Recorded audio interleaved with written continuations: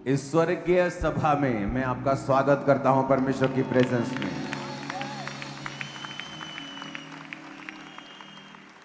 आज 100 कंट्रीज के करीब हमारे साथ हैं, कुछ ऑनलाइन और कुछ ब्रांचेस के रूप में। और जो मैसेज आज परमेश्वर का आत्मा आपको देगा वो सिर्फ आपके शरीर को ही चंगा नहीं करेगा, क्योंकि शरीर आपका यहीं रह जाना है धरती के ऊपर। वो आपको और आपकी जनरेशन्स को रेडी करेगा परमेश्वर के राज्य के लिए। इस समय दुनिया का सबसे बड़ा मुद्दा फाइनेंस का बन चुका है। मैं अमेरिका में था तो वहां बता रहे थे कि वहां पेट्रोल और डीजल की कीमतें डबल हुई हैं सीधा। अगर $2 का 1 गैलन आता था तो अभी $4 का है। ऑस्ट्रेलिया, न्यूजीलैंड, यूरोप कंट्रीज, सब जगह। इंडिया में पेट्रोल का प्रभाव इतना नहीं पड़ने दिया गवर्नमेंट ने जितना फॉरेन कंट्रीज में है। यहां पर भी है, लेकिन डिफरेंट काइंड ऑफ प्रेशर है इंडिया में। लेकिन पूरी दुनिया में इकोनॉमिक जिस तरह का डिप्रेशन है, और जब अब इंडिया की इकोनॉमी पे जो फॉरेन इन्वेस्टर्स हैं वो इंडिया को छोड़ के जा रहे हैं। इंडिया का जो इकोनॉमी का बाजार है वो नीचे आया है बहुत ज्यादा। और परमेश्वर की आत्मा ने कहा था 2-3 महीने लगेंगे। ये वो टाइम था जब सारी दुनिया ओके थी, कुछ नहीं, कोई प्रॉब्लम नहीं थी। लेकिन परमेश्वर ने कहा था 2-3 महीने में ही ऐसा चेंज होगा कि सब बदल जाएगा। आज दुनिया बदल चुकी है।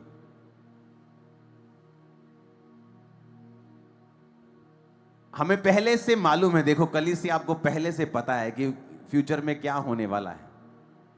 और आपको मैं तैयार करता आया हूं शुरू से कि आने वाला समय ऐसा नहीं होगा जो अब है। तो हमें और रेडी रहना है और स्पिरिट में रहना है, क्योंकि जितनी जरूरत आपको 2016 में थी परमेश्वर की, 20 में उससे कहीं ज्यादा थी, 26 में उससे कहीं ज्यादा है, और फ्यूचर में कहीं और ज्यादा होगी।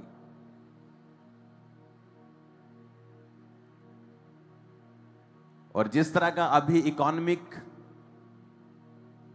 प्रेशर चल रहा है, आपको नहीं पता उसका इफेक्ट जो है वो मोस्टली मीडियम क्लास फैमिलीज और लोअर मिडिल इनकम पर होता है। अमीरों पे नहीं होता इतना, उनकी इनकम कम होती है। लेकिन एक गरीब जो है वो खाना खाने के लिए फिर सोचता है। फ्यूचर में समय इस प्रकार आएगा कि फैमिली का एक मेंबर अपनी कमाई से फैमिली नहीं चला पाएगा। ये फ्यूचर आ रहा है अभी। जितनी बातें मैंने आपको बताई आपने पूरा होते उसे देखा है। मैंने आपको करेंसीज के बारे में बताया है। और ये जब अब जो हो रहा है वो उसका एक जस्ट उसका एक विजन है। कंप्लीट प्रॉफिटिक कंप्लीट नहीं हुआ अभी वो होगा फ्यूचर में पूरा। और उसका रीजन युद्ध ही होगा, मैंने आपको शुरू से बताया। और अब जो फ्यूचर में होगा कि एक फैमिली मेंबर भी अगर कमाएगा तो खिला नहीं पाएगा। और अभी आपको लगता है कि अभी भी ऐसा ही है, लेकिन अभी उस लेवल का नहीं है। जो मैं बात कर रहा हूं मैं उसको खुल के नहीं बता सकता हूं, लेकिन वो बड़ा भयानक है जो फ्यूचर में होने वाला है। इसीलिए परमेश्वर ने आज आपको कॉल की है। आज आप व्हाइट कपड़ों में आए हैं, आपको स्वर्गीय दर्शन परमेश्वर ने दिया है। तो आज जब हम इस टीचिंग को सुनेंगे, अपना ज्यादा ध्यान आज वचन के ऊपर रखना है, क्योंकि वचन ही है जो आज आपको मेनली डिलीवर करेगा, जो आज आपको ज्यादातर छुटकारा देगा। वो आज का वचन होगा आपकी लाइफ में। कि अगर हमें ये पता है कि फ्यूचर में क्या है, अगर हमें ये मालूम होता है, परमेश्वर की आत्मा हमें बताती है कि फ्यूचर में क्या आ रहा है, तो परमेश्वर का आत्मा फिर हमें तैयार भी करता है। कितने मेरी बात को समझ रहे हैं? संडे कौन कौन यहां पे था? हाथों को हिलाओ जरा। जो नहीं थे वो हिलाओ हाथों को। जो नहीं, यहां संडे नहीं थे, बहुत से लोग संडे नहीं थे। तो संडे की अगर आपने मीटिंग देखी होगी तो मैंने बताया था कि मुझे और मेरी वाइफ को सेम सपना सेम प्लेन में सेम समय आया, जहां हमें मालूम हुआ कि हमारे प्लेन का जो जो जो लैंडिंग है वो इमरजेंसी हो रही है और एक ग्राउंड में हो रही है। और जब मैंने विजन जब मैंने ये दर्शन, ये सपना देखा और ये सपना खत्म नहीं हुआ, मैं उसके बीच में 2 बार उठा भी, और जब मैं दोबारा फिर से सोया तो फिर वो सपना कंटिन्यू, जैसे वो परमेश्वर ने, जैसे पॉज नहीं करते हम, कंप्यूटर पॉज कर देते हैं कि हम थोड़ा पानी पी ले, पानी पी के फिर पॉज ऑन कर देते, फिर वहीं से चलता है। ऐसा था कि परमेश्वर दिखा रहा था, जब उठ गया तू अच्छा रुक जा, जैसे ही आंखें बंद फिर वो सपना शुरू। और जब मैं उठा मैंने अपनी वाइफ को नहीं बताया, मैंने कहा वाइफ बच्चों को क्या बताना कि प्लेन में ऐसा ऐसा डर जाएंगे। तो सेम मेरी वाइफ को भी सपना आया और इसने भी कहा कि चलो क्या बताना, उसने अपनी प्रेयर कर ली, मैंने अपनी कर ली। तो रेस्टोरेंट में जब हम बैठे थे तो मैंने कहा कि चला वो प्रेयर करते हैं फ्लाइट के लिए। तो मेरी वाइफ को तो सपना आया था, उसने तो मुझे बताया नहीं कि मुझे सपना आया है, तो वो कभी क्यों करनी है प्रेयर, क्या हुआ क्या हुआ, उसे लगता था कि क्या इनको भी कुछ सपना आया है क्या। तो वो अपने तरीके से पूछ रही थी क्यों ऐसा आप कह रहे हो प्रेयर करनी होगी, उसे भी परमेश्वर ने बताया था। तो मैंने तब भी नहीं बताया और हमने प्रेयर कर ली।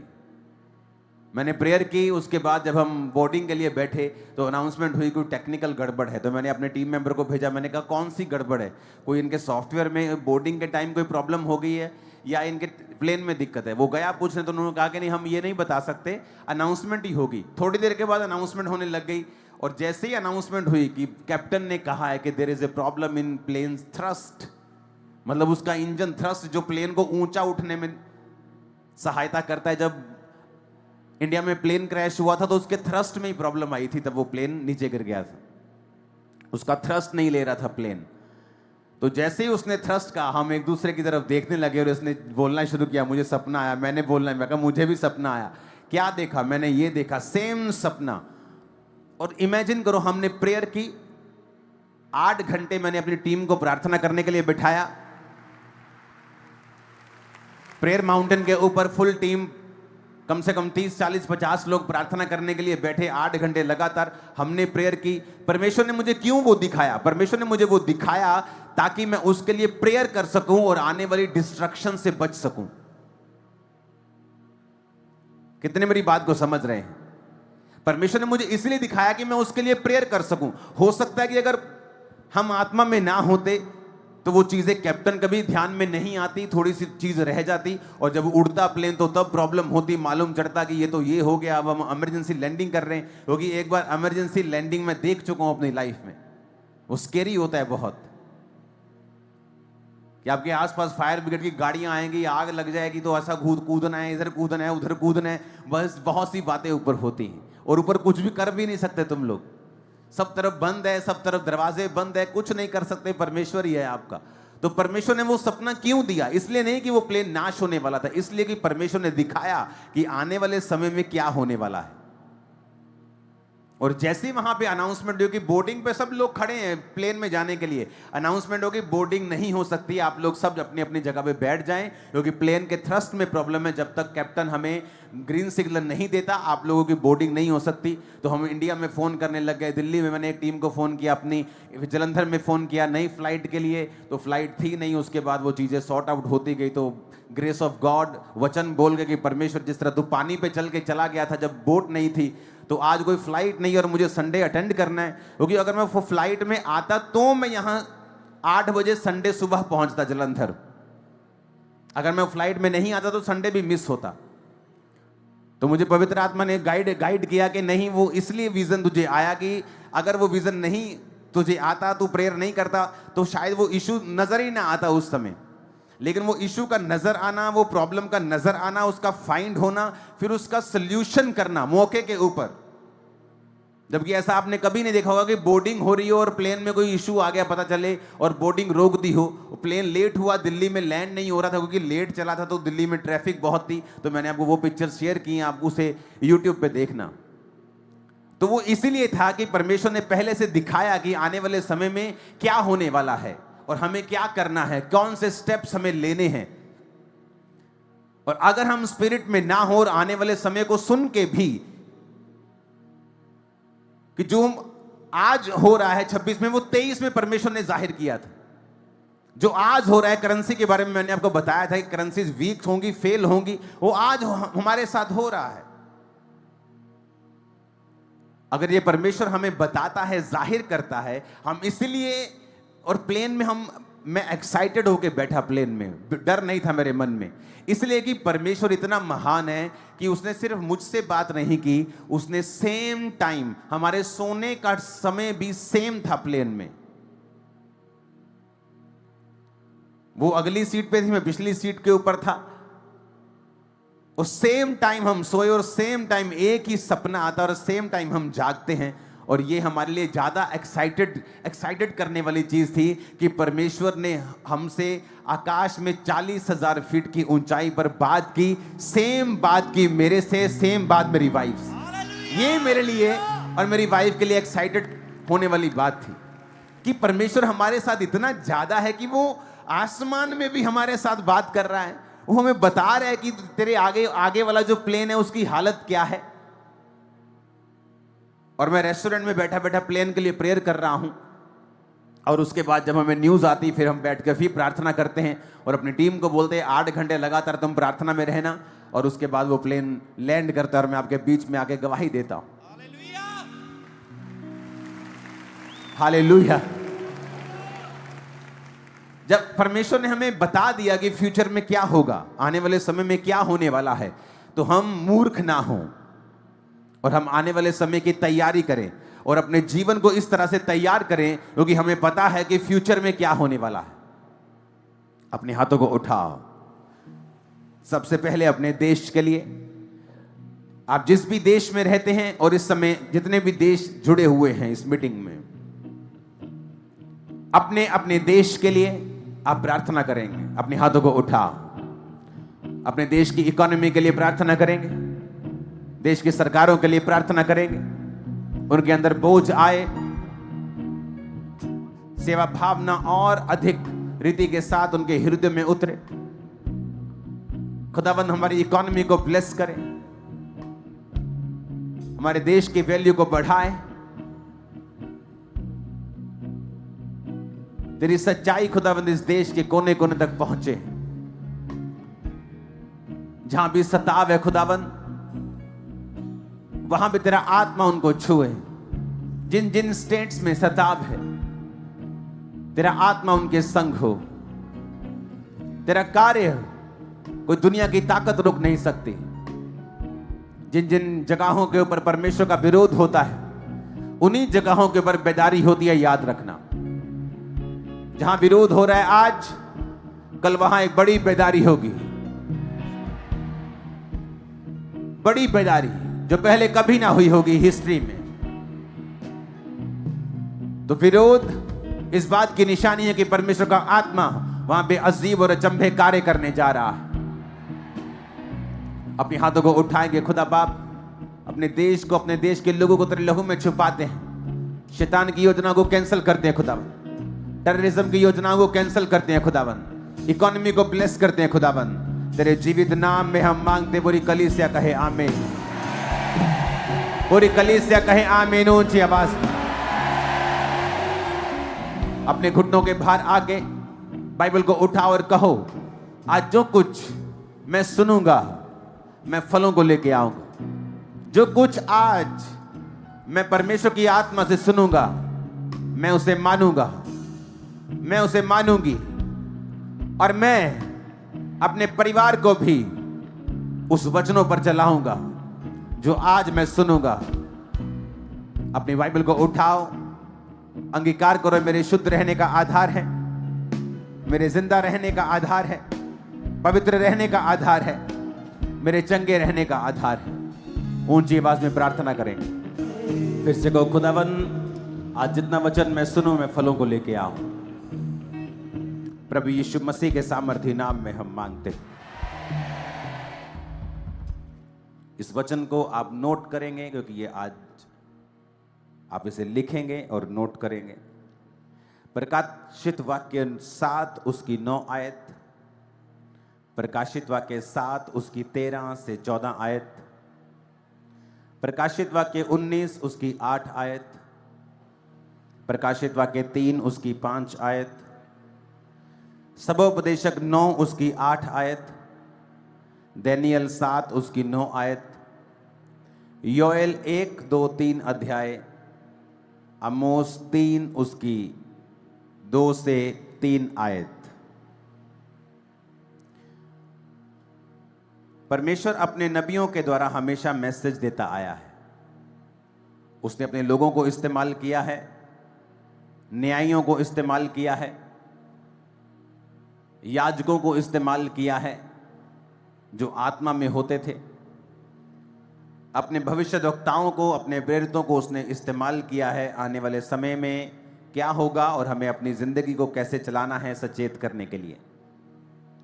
आमोस की पुस्तक 3 उसका 2 अध्याय जब हम पढ़ते हैं, 3 अध्याय उसकी 2 से 3 आयत जब हम पढ़ते हैं, पृथ्वी के सारे कुलों में से मैंने केवल तुम्हीं पे मन लगाया है, इस कारण मैं तुम्हारे सारे अधर्म के कामों का दंड लूंगा। यदि 2 मनुष्य परस्पर सहमत ना हो, क्या वो एक संग चल सकेंगे? आमोस भविष्यद्वक्ता जो है, ये उस समय का भविष्यद्वक्ता है जिस समय योना नबी, मीका और होशे अपना अपना काम कर रहे थे। यीशु मसीह के जन्म से 760 साल के करीब ये भविष्यद्वक्ता आमोस जो था, ये भविष्यवाणी करता है। इसकी गूंज कम करके इसको थोड़ा बढ़ाओ। अपने पड़ोसी को बोलो,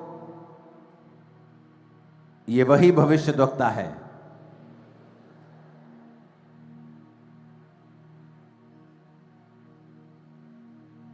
फिर से बोलो अपने पड़ोसी को, ये वही भविष्यद्वक्ता है जो योना के समय में था।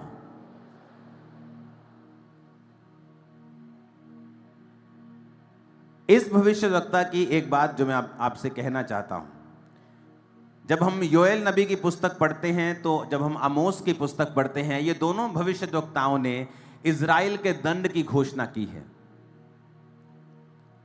कि इज़राइल परमेश्वर से दूर हुआ, दाखरस का मतवाला हुआ, उसने अलग अलग परमेश्वरों को पूजा, उसने गरीबों के ऊपर अत्याचार किए, उसने गलत कमाई को रखा, तो परमेश्वर उनसे नाराज हुआ और बाइबल कहती है परमेश्वर ने इज़राइल के ऊपर दंड की घोषणा की। इसलिए योएल नबी की पुस्तक में लिखा है कि तुम्हारी उपज को टिड्डियों ने खा लिया है, तुम्हारी दाख की बारियां सूख गई हैं, और वो भी इज़राइल के दंड की घोषणा करता है। आमोस भी इज़राइल और इज़राइल के साथ वो जातियां जो परमेश्वर को पसंद नहीं करती थी, उन पर भी वो दंड की घोषणा करता है। और उसी समय एक सेम भविष्यद्वक्ता योना जो नीनवे नगर में जाता है, और वो नगर जो पाप से भरा हुआ था। जिस समय आमोस इज़राइल के ऊपर घोषणाएं कर रहा था, उस समय इज़राइल तरक्की कर रहा था फाइनेंशियली बहुत, और वो फाइनेंशियली बड़ा स्टेबल था, और फाइनेंशियली तरक्की करने के कारण वो सब तरफ अपने संबंध स्थापित करना चाहता था, डिप्लोमेटिक रोंग ना हो, सब लोगों से मिलता था, वो भी चीजें देश में करता था जो बाइबल के खिलाफ हैं।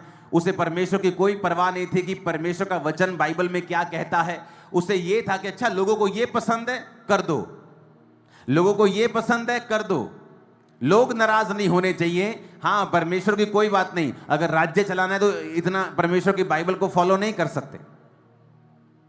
तो यहां पर इस समय 2 सीन चल रहे थे, एक वो नीनवे नगर जहां पाप था, और एक वो इज़राइल जो इस समय तरक्की कर रहा था, फाइनेंशियली स्टेबल था और बहुत ब्लेसिंग हासिल कर रहा था, लेकिन परमेश्वर के वचन से दूर था। और परमेश्वर के दास ने उनको बताया कि आने वाले समय में तुम्हारे साथ फिर क्या होगा, आने वाले समय में तुम और तुम्हारे साथ की जातियों को परमेश्वर दंड देगा। और वचन कहता है और हिस्ट्री कहती है, ये बात हिस्ट्री ने भी प्रूफ की है कि इस भविष्यवाणी के 2 साल बाद वहां पे इतना बड़ा भूकंप आया कि वो देश फिर उस भूकंप से कभी रिकवर नहीं कर पाया। और दूसरी तरफ योना नबी को जब परमेश्वर ने मैसेज दिया, पहले वो भाग गया और मैसेज देने के बजाय वो किसी दूसरे देश में भागना उसने उचित समझा कि वो लोग तो बड़े पापी हैं, अगर मैं वहां पे जाके परमेश्वर के बारे में बताऊंगा तो मेरा मजाक उड़ाएंगे, फॉलो नहीं करेंगे। और एक मछली ने जब उसे निगल लिया, जब समुद्र में तूफान आया और लोगों ने उसे फेंक दिया और मछली ने उसे निगला और वो नीनवे शहर के बाहर जाके उसे फिर से उगल दिया और उसने जाकर नीनवे में प्रचार किया, और क्या राजा, क्या छोटा, क्या बड़ा, सबने मन फिराया और टाट ओढ़ा और परमेश्वर के सामने तौबा की और पूरा देश बचाया गया। और एक तरफ जो इजराइल था वो नाश हो गए और एक तरफ जो अन्य जाति लोग थे वो बचाए गए। आने वाले समय में जो चीजें होने जा रही हैं आपकी लाइफ में, सिनेरियो जो देश में, पूरी दुनिया में हो रहा है, मैं क्रिश्चियंस को यह मैसेज देना चाहता हूं कि आपको अब सुधरना पड़ेगा, क्योंकि फ्यूचर ट्रबल से, मुश्किलों से, डिप्रेशन से, ऑपरेशन से, वो फाइनेंशियली है, वो मेंटली है, भरा हुआ है। दुनिया ने इतने गहरे, इतने डार्क डेज कभी नहीं देखे होंगे, यहां तक कि वर्ल्ड वॉर्स में भी नहीं देखे होंगे जो आने वाले समय में दुनिया देखने वाली है। और परमेश्वर ने इसीलिए आप पर जाहिर किया है। वो इसलिए आपको नहीं बता रहा कि वो आपको दुखी देखना चाहता है, वो या आपको वो मारना चाहता है या वो आपको डराना चाहता है। नहीं, जब परमेश्वर ने मुझे दर्शन दिया प्लेन के बारे में मेरी वाइफ को, तो इसका मतलब ये नहीं था कि वो हमें डराना चाहता है या हमें नुकसान देना चाहता है। इसका मतलब ये था कि परमेश्वर हमें अलर्ट कर रहा था कि फ्यूचर में ये चीजें शैतान करना चाहता है, तुम्हें उसके लिए तैयार रहना है। तो मैं प्रेयर में था, प्लेयर में हम प्रेयर में थे, टीम प्रेयर में थी, सब लोग हमने प्रेयर की और परमेश्वर ने उस चीज को रिवर्स किया। आपने कितनी बार ऐसा सुना है अपनी लाइफ में कि आप प्लेन की बोर्डिंग कर रहे हो और बोर्डिंग करने से आपको रोक दिया जाए और अनाउंसमेंट हो जाए कि कैप्टन ने थ्रस्ट में प्रॉब्लम को फेस किया है, इसलिए आपकी बोर्डिंग नहीं हो सकती है। बिग इश्यू है ये, आपको नहीं पता शायद।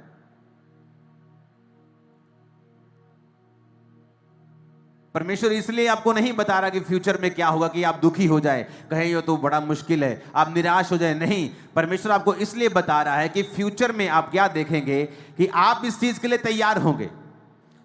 परमेश्वर ने कहा दाखरस के मतवाले मत बनो, लेकिन बहुत सारे क्रिश्चियन जो शराब पीते हैं, उन्हें लगता है बाइबल हमें अलाउ करती है शराब पीना, जबकि नया नियम आपको शराब पीने का अलाउ नहीं करता है। किसी दवाई में अल्कोहल है, आप उसे ले सकते हैं। किसी दवाई में वो 0.5 ml, वो 0.25 ml,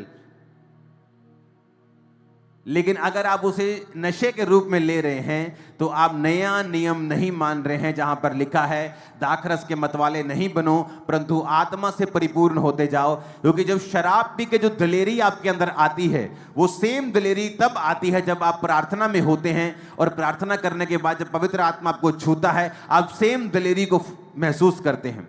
तो परमेश्वर नहीं चाहता कि आपकी दिलेरी शराब की वजह से हो और टेम्परेरी हो, वो चाहता है वो एक्सपीरियंस आप पवित्र आत्मा के जरिए लें।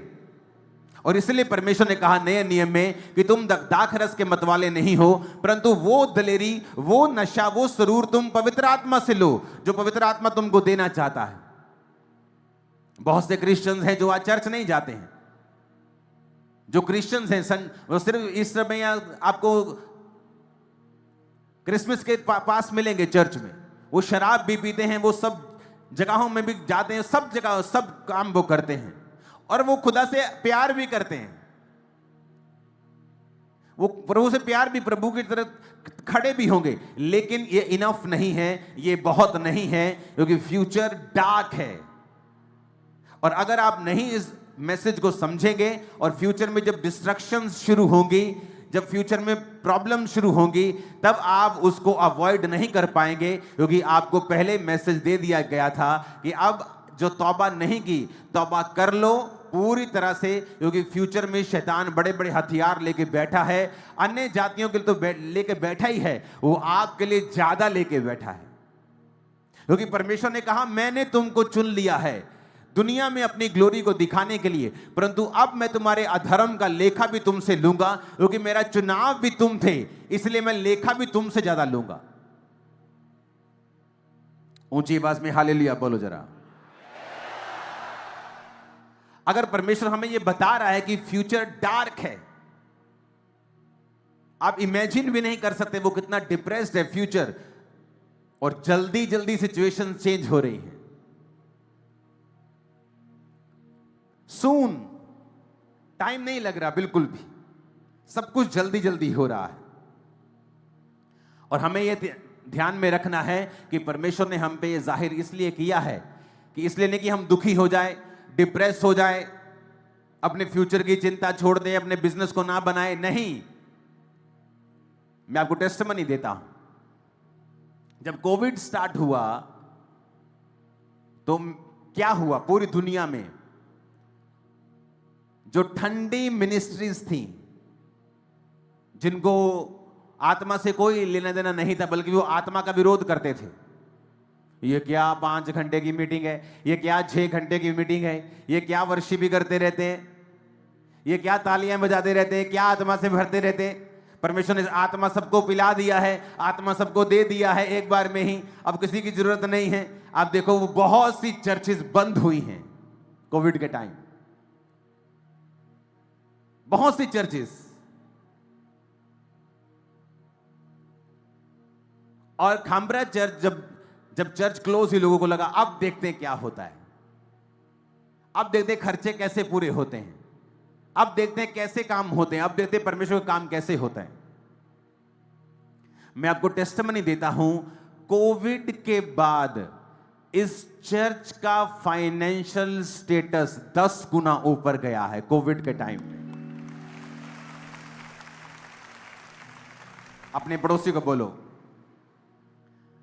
जब मुसीबत आती है, जब अकाल आता है किसी देश के ऊपर, तो परमेश्वर के लोग वहां चमकते हैं।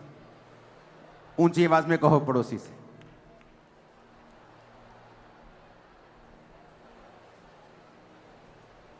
मैं आपको देख रहा हूं कि आप बोल रहे हो पड़ोसी से कि नहीं।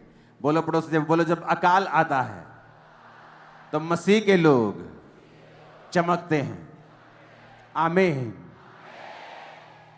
आप बाइबल में देखो, इसहाक जब अकाल में था तो वचन कहता है उसने 100 गुना फसल को देखा। आप जब उत्पत्ति 26 पढ़ते हैं, आप उसमें पढ़ो कि वो 100 गुना फसल को देखता है जब अकाल आया, जबकि लोग मर रहे थे, भैंसें मर रही थी, गाय मर रही थी, पशु मर रहे थे, खेती मर रही थी, लोग मर रहे थे, लेकिन वो नहीं मरा।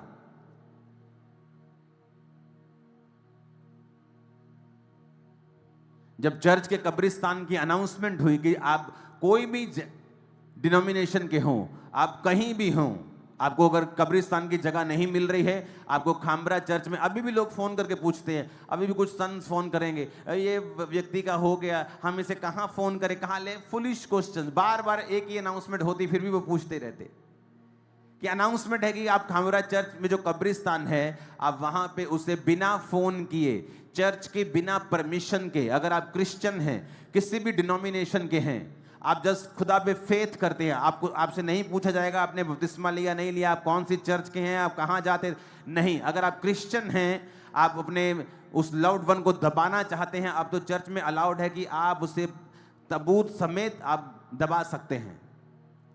तो आपको जस्ट खामरा चर्च के उस कब्रिस्तान में जाना है और उसे दबाना है, किसी की परमिशन की जरूरत नहीं, फोन करने की जरूरत नहीं। वो कब्रिस्तान जो करोड़ों का है, कोविड के समय में परमेश्वर ने दिया था। मैं आपको बता रहा हूं, ये टेस्टिमनीज हैं, ये मुद्दे थे लोगों के कि उनके पास, चर्चिस के पास कब्रिस्तान नहीं थे। कोविड के समय में आप इमेजिन करो, जब लोग जब नीचे जा रहे थे, चर्च ऊपर जा रही थी। और ये प्लान है, ये मास्टर प्लान है, ये परमेश्वर का एक प्रूफ होता है। आप मेरी बात समझो, जब तक अकाल, जब तक मरियां, जब तक फाइनेंशियल ऑपरेशन, डिप्रेशन, जब तक युद्ध, ये चीजें जब समय समय पे नहीं होती हैं, क्रिश्चियन लोगों को कभी मालूम नहीं होता कि हम दूसरों से अलग हैं। मेरी बात आप समझो। कोविड तक सब एक थे, लेकिन कोविड के बाद जब लोग डाउन जा रहे थे, बिजनेस डाउन जा रहे थे, चर्चेस बंद हो रही थी, हम नए काम कर रहे थे, बड़े काम कर रहे थे, डेडिकेट कर रहे थे करोड़ों रुपए की जमीनों को परमेश्वर के ऐसे कामों के लिए। अब मेरी बात समझो, जब ये टाइम आता है तो एक्चुअल में ये क्रिश्चियन लोग जो आत्मा से भरे हुए हैं, जो आत्मा से चल रहे हैं, जो तौबा से चल रहे हैं, जो पवित्रताई में चल रहे हैं, जो नशे में चूर नहीं हैं, जो पैसे में मगरूर नहीं हैं, जो पवित्र आत्मा के जरिए चल रहे हैं अपनी लाइफ में, जो जीवित चर्चेस के साथ जुड़े हुए हैं, जो अपने पैसों से इवेंजलिज्म कर रहे हैं, जो अपने पैसों से बीजों को बो रहे हैं, जो प्रार्थना कर रहे हैं, उपवास कर रहे हैं, चर्च के दर्शनों में परमेश्वर के संग चल रहे हैं, उनको मालूम होता है जब ऐसा टाइम आता है आप नहीं मरेंगे, आप डाउन नहीं होंगे, आप ऊंचा जाएंगे, आपका परिवार ऊंचा जाएगा, आपका फाइनेंस ऊंचा जाएगा। कुछ भी आपने टेस्टिमनी सुनी होगी, जब कोविड में लोगों के बिजनेस बंद हुए तो चर्च के लोगों ने कोविड के समय बिजनेस स्टार्ट किए, और जो लोग किराए पे थे आज वो लाखों रुपया कमाते हैं। जितना अमेरिकन नहीं कमा रहा, जितना कैनेडियन नहीं कमा रहा, वो यहां कमा रहे हैं। ये टेस्टिमनी है उनकी लाइफ की। कब स्टार्ट हुई? कोविड में। कोविड में ही क्यों? क्योंकि परमेश्वर की आत्मा ने हमें बताया है कि जब जब देश में, जब जब दुनिया में अंधेरा ज्यादा होगा तो उजाला ज्यादा चमकेगा। जब लाइट सुबह को आप जलाएंगे तो उसकी रोशनी समझ नहीं आएगी आपको, लेकिन जब अंधेरा हो जाएगा तो उसकी रोशनी ज्यादा समझ आएगी। जब आज दुनिया में सब तरफ उजाला था तो रोशनी समझ नहीं आई, लेकिन कोविड में जब अंधेरा हुआ तो मसीह लोगों की रोशनी समझ आई। उनको मालूम हुआ कि नहीं, वाकई में ये चमकदार हैं, वाकई में अलग हैं, परमेश्वर का ग्रेस इनके ऊपर है, ये दुनिया के जैसे नहीं है। और वैसे ही फ्यूचर में होगा, जब दुनिया डिप्रेशन में होगी और ना चाहते हुए भी वो होगी, कितना भी कोशिश कर ले वो होगी। आज एक युद्ध ने पूरी दुनिया के सिनेरियो को चेंज कर दिया है। आज ऑस्ट्रेलिया महंगाई की मार के नीचे है। क्यों? क्योंकि युद्ध की वजह से तेल महंगा तो सब महंगा। अब उसका क्या कसूर जो हजारों किलोमीटर दूर है, कि ईरान से अगर जहाज चले तो तेल खत्म हो जाए, रास्ते में 2 बार तेल भरना पड़े वहां जाने के लिए। इतना दूर है, युद्ध नहीं कर सकता ऑस्ट्रेलिया के साथ, इतना दूर है वो। लेकिन ऑस्ट्रेलिया भी सफर कर रहा है, दूसरे देश भी सफर कर रहे हैं। सिर्फ एक युद्ध, एक जस्ट 20% जहां से तेल निकलता है उस रास्ते को उसने बंद कर दिया और दुनिया सफर कर रही। इमेजिन करो अगर 2-3 देश और लड़ पड़े तो क्या दुनिया का होगा। और ऐसा होगा फ्यूचर में,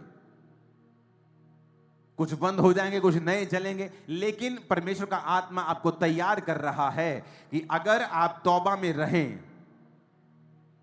आज देखो अन्य जाति लोग तौबा करी जा रहे हैं, वो योना के प्रचार को सुनते हैं और परमेश्वर पे यकीन करते हैं और वो तौबा कर रहे, बच ही जा रहे हैं, परमेश्वर उनको ब्लेस कर रहे हैं। लेकिन जो क्रिश्चियन लोग हैं, मुझे लगता है परमेश्वर साडा है, पादरी भी साडा है, रब भी साडा है, बिशप भी साडा है, सानू रब ने की कह लेना, यही तो क्रिश्चियन है। और वो ज्यादा कर्ज के नीचे, श्रापों के नीचे हैं, क्योंकि वो समझ नहीं रहे कि परमेश्वर ने कहा मैंने तुमको अगर चुना है, पहले चुना है, मैं अधर्म का दंड भी तुम्हें पहले दूंगा, मैं दुख भी तुम्हें पहले दूंगा, क्योंकि मैंने तुम्हें चुना था दूसरों पर अपने आप को प्रकट करने के लिए। मैंने तुम्हें चुना था कि तुम मेरी काम कर सको, मेरी ग्लोरी को दूसरे लोगों पर जाहिर कर सको, उनको बचा सको। पर तुम शराब में, व्यभिचार में, तुम अलग अलग तरह की जगहों में गए, तुमने वो सब किया जो इजरायली करते थे, इसलिए मैं तुमको दंड दूंगा और तुमको नीचा करूंगा। हालेलुया। परमेश्वर ने अपने लोगों को बोला मैं तुम्हें सिर बनाऊंगा। मोस्टली आप देखो दुनिया की बड़ी बड़ी कंपनीज के मालिक यहूदी हैं, क्रिश्चियंस हैं, क्योंकि वो सिर ठहराए गए। दूसरे देशों के लोग बोस्ट करते हैं मेरा बंदा वहां सीईओ है, मेरा बंदा वहां का, लेकिन वो सब काम करते हैं, लेकिन उसका हेड जो है, उसका जो मालिक है वो क्रिश्चियन है, वो यहूदी है। उसका वचन अगर आप समझ जाएंगे तो परमेश्वर अपने वचन को पूरा करेगा आपकी लाइफ में। और परमेश्वर आपको यह बता रहा है कि अगर अब हम तौबा के जीवन में नहीं चलेंगे, अगर अब हमने अपनी जिंदगी को नहीं बदला, अगर अब हमने अपने रास्तों को नहीं बदला, अगर अब हम वही ब्लू फिल्में देख रहे हैं, अगर हम वही लड़कियों के चक्कर में, वही शराब के चक्कर में, वही व्यभिचार, वही चोरियां, वही चकारियां, वही गालियां, वही क्रिश्चियन लोगों को मैंने गालियां निकालते देखा है, खासकर जो बड़ी बड़ी पदवियों के ऊपर थे उनको भी गालियां निकालते देखा है। इमेजिन करो, वो कह रहे हैं हम क्रिश्चियन हैं और मुंह से गालियां निकल रही हैं, एक दूसरे को मां बहन की गालियां दे रहे हैं। इसका मतलब आप नहीं समझ रहे हैं कि परमेश्वर का प्लान क्या है आपकी लाइफ में। और वो हमें पहले से बताता है, पहले से हमें चिताता है कि हमें क्या करना है और परमेश्वर का आत्मा हमसे क्या चाहता है। सबोपदेशक 9 उसकी 8 आयत में लिखा है, तेरे वस्त्र सदा उजले रहें, तेरे सिर पर तेल की घटी ना हो। उजले का मतलब तेरे वस्त्र वाइट रहें, उजले रहें। जब प्रभु यीशु मसीह पहाड़ पे थे और परमेश्वर के 3 चेलों के सामने परमेश्वर का जो वस्त्र था वो उजला हो गया, वाइट हो गया। क्यों वाइट? क्योंकि वाइट जो है, वाइट वस्त्र जो आपने आज डाला है, आपको मैंने वाइट वस्त्रों में इसलिए बुलाया है कि आप ये समझ सकें कि वाइट वस्त्रों का मतलब है धार्मिकता में जीवन को जीना। वचन कहता है कि जब यीशु मसीह ने एक एग्जाम्पल दी कि एक राजा ने जब अपने घर में शादी की तो अपने लोगों को न्योता दिया। उसके अपने लोग कोई कहता मैंने बैल खरीदे, मैं उनको परखने जाता हूं, मैंने खेत मोल लिए, मैं उनको देखने जाता हूं, और कोई उसका अपना उस न्योते में नहीं आया। वो क्रिश्चियंस की बात कर रहा था कि परमेश्वर ने क्रिश्चियंस को चुना। आप बॉर्न क्रिश्चियन फैमिली से हैं, लेकिन जब न्योता आता है, आज मीटिंग पे चलते हैं, आज बपतिस्मा लेते हैं, नहीं, तुमको अपनी गर्लफ्रेंड से मिलने जाना है, तुमको शराब पीने जाना है, तुमको पार्टी करने जाना है, तुमको अपनी जॉब में जाना है। तो परमेश्वर ने कहा, उसने कहा अपने लोगों को जाओ, जबकि मेरे निमंत्रित लोग योग्य नहीं ठहरे तो जाओ, चौकों में जाओ, बाजारों में जाओ, गलियों में जाओ और सबको उठा लाओ। तो वो गए और लूले, लंगड़े, कमजोर, गरीब सबको उठा लाए। वो गरीब और कमजोर अन्य जाति को दर्शाते हैं जो क्रिश्चियन नहीं थे। और लिखा जब वो सब खा रहे थे तो जब राजा आया तो एक व्यक्ति जो विवाह का भोज खाते समय विवाह का वस्त्र पहने हुए नहीं था, तो राजा ने कहा, मित्र तू वस्त्र क्यों नहीं पहना? तो उसके बाद जवाब नहीं था। तो राजा ने कहा, इसको उठाओ और वहां डालो जहां रोना और दांतों का पीसना हो। अगर राजा ने गरीब लोगों को बुलाया था विवाह में, तो वो गरीब से क्यों एक्सपेक्ट करेगा कि वो विवाह का वस्त्र पहन गया? गरीब के पास तो पहनने के लिए पैंट नहीं है, क्योंकि राजा जब गरीबों को बुलाता था तो वो अपने वस्त्र, अपनी अलमारियां उन्हें देता था, क्योंकि उस राजा को मालूम था कि इनके पास वस्त्र नहीं है। तो ये राजा की अलमारी से वस्त्र पहनकर वो शादी में आते थे। तो वो व्यक्ति जिसने इतनी बेवकूफी की कि उसे मालूम था कि राजा ने उसे बुलाया है, यही बड़ा फजल है, राजा ने अपने कपड़े भी उसको दे दिए, यही बड़ा फजल है, लेकिन फिर भी उसने पहना नहीं। तो इसलिए राजा ने गुस्सा किया। तो इसमें 2 मैसेज हैं। एक वो कि अन्य जातियों को परमेश्वर ने बुलाया, तो आपको बुलाया, इसका मतलब ये नहीं कि आप उस पर घमंड करें और आप कहें कि नहीं नहीं हमें तो परमेश्वर ने जी, देखो जी सानू तो अन्य जातियां तो चुन लिया, लेकिन बाइबल से ये भी लिखिया कि हुण तू भी अलर्ट रहे, ते वस्त्र नु पहन के रख, कपड़ियां नु पा के रख, अपने वस्त्रों को डाल के रखो, क्योंकि राजा तुम्हें चेक करेगा कि तुम योग्य नहीं थे मेरी विवाह के भोज में तुम आओ। मैंने अपने अनुग्रह से तुम्हें अन्य जातियों को बुला लिया है, लेकिन क्या तुम विवाह के वस्त्र को पहने हुए हो या नहीं? और वस्त्र जो है वो पवित्रताई को दर्शाता है। इसलिए उसने कहा है कि जब याजक भेंट चढ़ाने के लिए जाएं तो जांघियां पहने, यानी लेगिंग्स पहने नीचे, यानी उनके पजामे हो नीचे, ताकि जब वो भेंट चढ़ाने के लिए सीढ़ी से थोड़ा ऊपर चढ़े तो उनकी टांगों का नंगापन दिखाई ना दे। यानी नंगेपन को परमेश्वर वर्जित करता है। स्त्रियों के कपड़े ऐसे नहीं होने चाहिए कि आपका ऊपर का बॉडी का पार्ट दिखे। बाइबल ऐसा कहती है कि उसने हमें ऐसे कपड़े पहनने से मना किया है। याजकों को कहा कि तुम्हारा नंगापन दिखाई ना दे, ऐसा ना हो मैं तुम्हें मार दूं। नंगापन पाप को दर्शाता है। इस हवा और आदम ने जब पाप किया तो उसने कहा हम नंगे हैं। नंगापन पाप को दर्शाता है। और जब परमेश्वर कपड़ों की बात करता है, प्रकाशित वाक्य 7 उसकी 9 में लिखा है, इसके बाद मैंने दृष्टि की और देखो हर जाति, कुल, लोग, हर जाति, कुल, हर एक कुल, लोग, हर भाषा में से एक बड़ी भीड़ जिसे कोई गिन नहीं सकता, सफेद श्वेत वस्त्र पहने। क्लॉथ्ड विद व्हाइट रॉब, सिंहासन के सामने मेमने के सामने खड़ी। प्रकाशित वाक्य 19 उसकी 8 में लिखा है, उसको शुद्ध और चमकदार महीन मलमल पहनने का अधिकार दिया गया, क्योंकि उस महीन मलमल का अर्थ पवित्र लोगों के धर्म के काम है। प्रकाशित वाक्य 7 उसकी 13 से 14। इस पर प्राचीनों में से एक ने मुझसे कहा, ये श्वेत वस्त्र पहने हुए कौन हैं? कहां से आए हैं? मैंने उससे कहा, ये स्वामी तू ही जानता है। उसने मुझसे कहा, ये वो हैं जो उस महाकलेश में से निकल के आए हैं। इन्होंने अपने अपने वस्त्र मेमने के लहू में धोकर सफेद किए हैं। आमीन बोलो ऊंची आवाज में। Hallelujah, hallelujah. कहता ये वही हैं जिन्होंने लहू के साथ अपने वस्त्रों को सफेद कर लिया है, जिन्होंने पाप के सामने घुटने नहीं टेके हैं, जिन्होंने व्यभिचार के सामने घुटने नहीं टेके हैं, विरोध के सामने घुटने नहीं टेके हैं, जो यहोवा के ही बने रहे, जो जीसस के ही बने रहे। ये वही हैं जो महाकलेश से निकल के आए हैं। उस फ्यूचर में, क्योंकि ये प्रकाशित वाक्य है, फ्यूचर की पुस्तक है, जो होगा ये वही है। मेरी ये प्रार्थना है, मेरी ये विनती है खुदा के सामने कि जितने आज इस वचन को सुन रहे हैं और सुनेंगे, हम सब उसी भीड़ों में शामिल हो जो व्हाइट वस्त्र पहने स्वर्ग में उसके सामने सेवा करेंगे। आमीन ऊंचे वाला चाहिए चर्च। Hallelujah, hallelujah.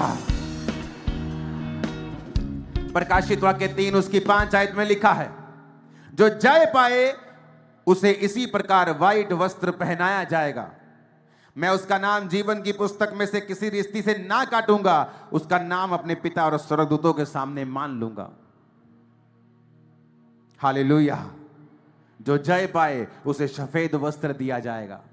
व्हाइट वस्त्र आप जो आज डाल के आए हो, परमेश्वर आपको कुछ कहना चाहता है कि ये व्हाइट वस्त्र पवित्रताई की, धर्म के कामों की, लहू से धोए हुए लोगों की निशानी है।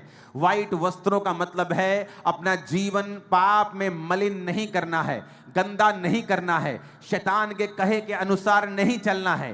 क्योंकि आने वाले समय में जो रियल डिप्रेशन ऑपरेशन का टाइम आ रहा है, जो लोग पवित्रताई में होंगे, प्रार्थना में होंगे, परमेश्वर के साथ जुड़े हुए होंगे, आप और अधिक चमकेंगे, नेक्स्ट लेवल तक चमकेंगे, सेवकाइयां नेक्स्ट लेवल तक चमकेंगी। आप इंडिया में, इंडिया के बड़े बड़े लोगों में अब चर्चिस को शामिल होता फ्यूचर में देखेंगे।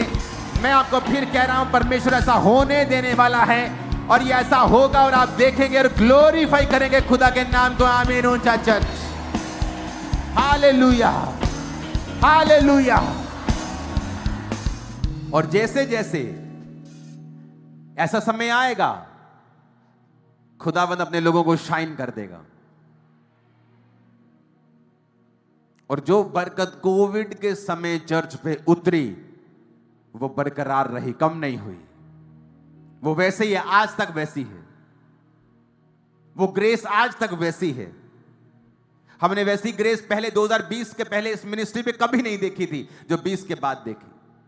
याद रखना, जब डिप्रेशन का समय आएगा, ऑपरेशन का समय आएगा, मानसिक तनावों का लोगों के ऊपर समय आएगा, आप क्रिश्चियन लोगों को अब से अधिक 10 गुना चमकता हुआ देखेंगे। आप सरकारी, गैर सरकारी, सेंटर या किसी भी स्टेट हो, आप क्रिश्चियन लोगों को बड़ी पदवियों के ऊपर देखने वाले हैं फ्यूचर में। आप देखेंगे परमेश्वर का आत्मा उन्हें मेजर रोल देगा। लोगों को, क्रिश्चियंस को, पास्टर्स को, सरकारों के अंदर एक मेजर रोल दिए जाएंगे, सुधार करने के, काम करने के, सलाह देने के। आप देखें फ्यूचर में बड़े काम होने वाले यीशु मसीह के नाम में। आप देखना क्या होता है, आप देखना क्या होता है। समय आने वाला है, तैयार रहो, तैयार रहो। अब 2 तरह के मैसेज हमारे बीच में थे। एक योना ने दिया निनवे में और एक आमोस ने दिया, एक योएल ने दिया, लेकिन क्रिश्चियन लोगों ने उनकी बात नहीं सुनी और थोड़े ही सालों में इतना बड़ा भूकंप आया और फाइनेंशियल कंडीशन जो टॉप पे थी वो जमीन में गई, पूरा देश का नाश हुआ। महंगी आई, महंगाई आई, बहुत सी चीजें उनके साथ हुई जो होनी नहीं चाहिए थी। बाइबल कहती जो स्थिर है वो ध्यान रखे गिर ना जाए। दाऊद तब गिरा जब वो अपनी लाइफ की टॉप पोजीशन पे था। युद्ध करने के लिए जाना चाहिए था, रिलैक्स हो गया, महल में टहल रहा था। युद्ध के समय में राजा महल में टहल रहा था, युद्ध करने के लिए लोगों को भेजा। हमें लगता है कि सब कुछ ठीक है, मेरा फाइनेंस सेट है, मेरी बॉडी सेट है, मेरे बच्चे सेट हैं।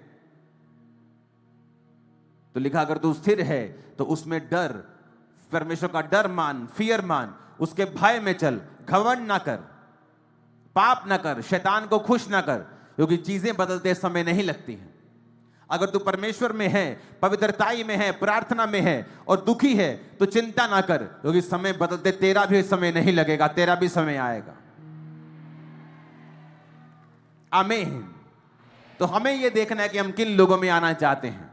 वो लोग जिन्होंने तौबा कर ली, राजा से लेके नीचे तक टाट ओढ़ लिया, राज के वस्त्र उठाकर पूरे मन से तौबा की, पाप को माना, पश्चाताप किया, अपने आप को हम्बल किया, अपने बच्चों तक को फास्टिंग में रखा, रियल तौबा की और परमेश्वर ने उन्हें बचाया। और बाइबल कहती है परमेश्वर जो दुख उन पर देना चाहता था, परमेश्वर ने अपने मन को बदल लिया, परमेश्वर ने इस प्रोफेसी को चेंज कर दिया।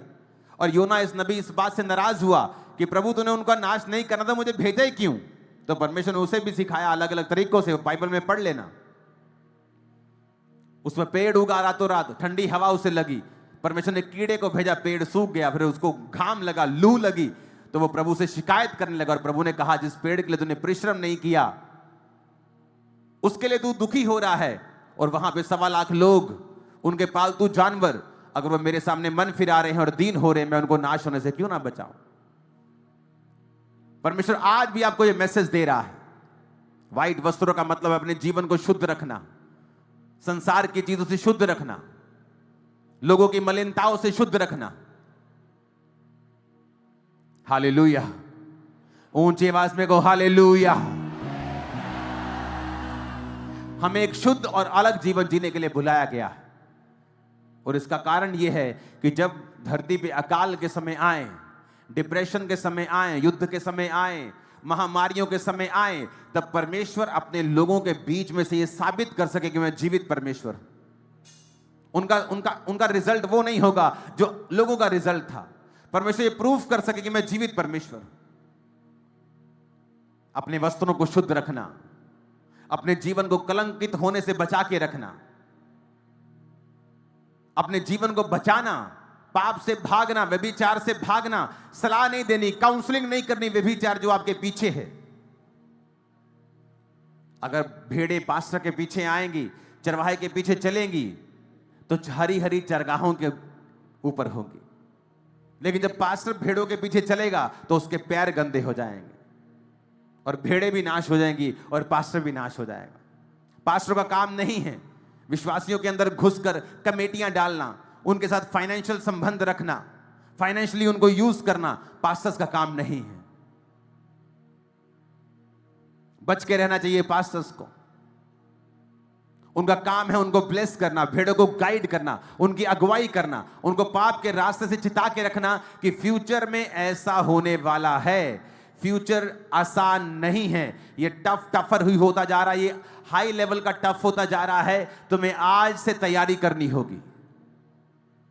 ऊंची आवाज में कहो हालेलुया। दानियल 7 उसकी 9 आयत में लिखा है, मैंने देखते देखते अंत में क्या देखा कि सिंहासन रखे गए और कोई अति प्राचीन विराजमान हुआ। उसका वस्त्र हिम सा उजला, whose garment was white as snow। उसके सिर के बाल निर्मल ऊन सरीखे, उसका सिंहासन अग्नि में, उसके पहिए धधकती हुई आग जैसे दिखाई पड़ते थे। जब भी परमेश्वर को दिखाया गया है स्वर्ग के दर्शन में, तो उसे व्हाइट कपड़ों में दिखाया गया है, जो पवित्रताई का प्रतीक है। प्रेम शैतान भी करता है अपने शैतानी आत्माओं के साथ। जब एक दुष्ट आत्मा निकल जाती है और वो जाके बताती है कि वो बंदा फिर से मसीह से दूर हो गया है, तो 7 दुष्ट आत्माएं वो साथ लेके आती, बनी बनाई है शैतान में। शैतान शैतान से प्यार करता है, लेकिन शैतान के अंदर पवित्रता ही नहीं है। इसीलिए जब दूत परमेश्वर को देखते हैं तो प्रेमी प्रेमी प्रेमी नहीं, पवित्र पवित्र पवित्र सेनाओं का यहोवा बोलते हैं। इसलिए सब प्रेम परमेश्वर की ओर से नहीं है।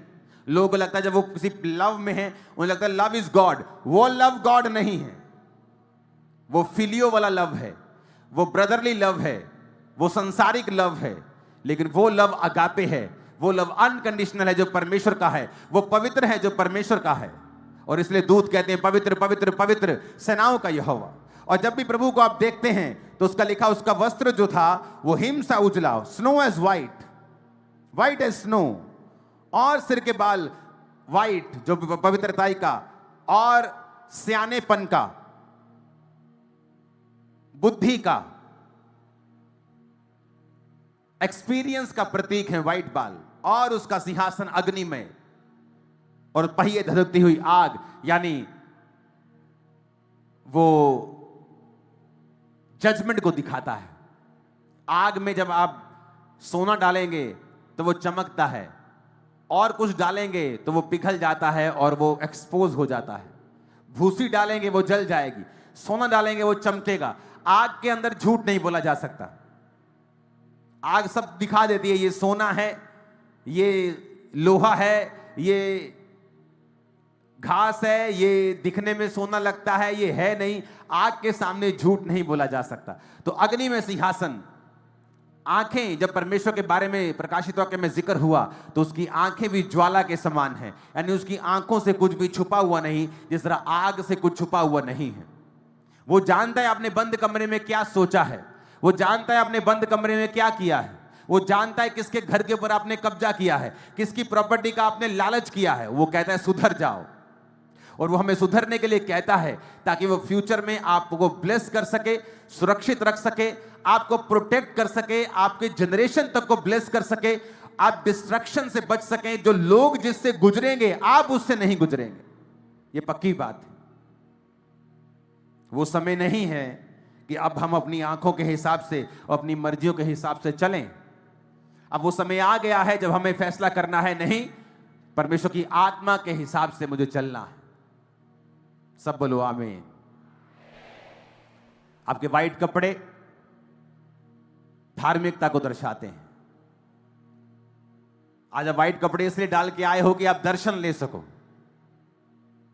कि अगर वाइट कपड़े होंगे तो ही मैं स्वर्ग में हूंगा। धर्म के काम होंगे, लहू के साथ धोकर, यीशु के मेमने के लहू के साथ धोकर वाइट कपड़े वाइट किए होंगे तो ही मैं वहां पे हूंगा, और इस दुनिया में भी तभी सरवाइव कर पाऊंगा। नहीं तो बहुत से फेलियर्स की कहानियां हमने सुनी हैं कि फलाने टाइम पे हम बड़े अमीर होते थे, फलाने टाइम पे हम बड़े ठीक होते थे, लेकिन कुछ ऐसा हुआ हमारे लाइफ में, सब कुछ बिगड़ गया।